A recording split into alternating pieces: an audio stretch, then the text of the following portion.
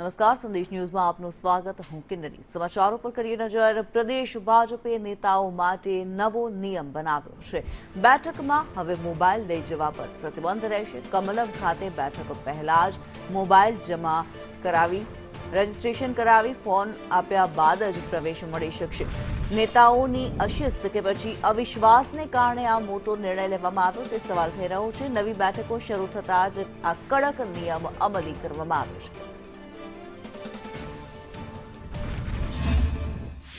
પ્રદેશ ભાજપે હવે ભાજપના નેતાઓ માટે એક નવો નિયમ બનાવ્યો છે. જ્યારે પ્રદેશ કાર્યાલય ખાતે કોઈપણ પ્રકારની બેઠક યોજાય તો કોઈપણ નેતાઓ છે તે મોબાઈલ સાથે અંદર પ્રવેશ નહીં કરી શકે.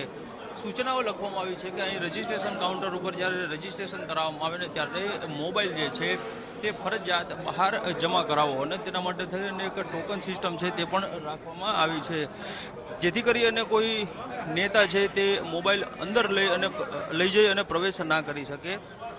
માહિતી મુજબની સામે આવી રહી છે કે આ નિયમ પાછળ બે જ કારણો હોઈ શકે. એક તો નેતાઓ છે તે કદાચ શિસ્તમાં ના રહેતા હોય ને ચાલુ મિટિંગમાં ફોનની રિંગ વાગે અને મિટિંગ ડિસ્ટર્બ થાય તે કારણ હોઈ શકે, અથવા તો એક કારણ એ હોઈ શકે કે કદાચ ભાજપને પણ હવે પ્રાઇવેસીની ચિંતા છે તે સતાવી રહી હોય અને તેના કારણે તે મોબાઈલ અંદર લઈ જવા માટે થઈને પ્રતિબંધ ફરમાવવામાં આવ્યો હોય.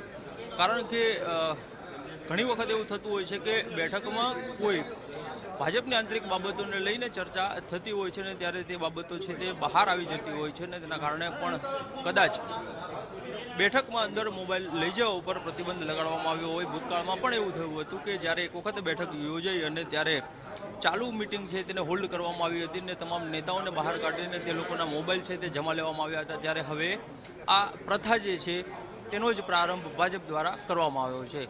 કેમેરામેન સંદીપ રાઠોડ સાથે કશ્યપ જોશી, સંદેશ ન્યૂઝ, ગાંધીનગર.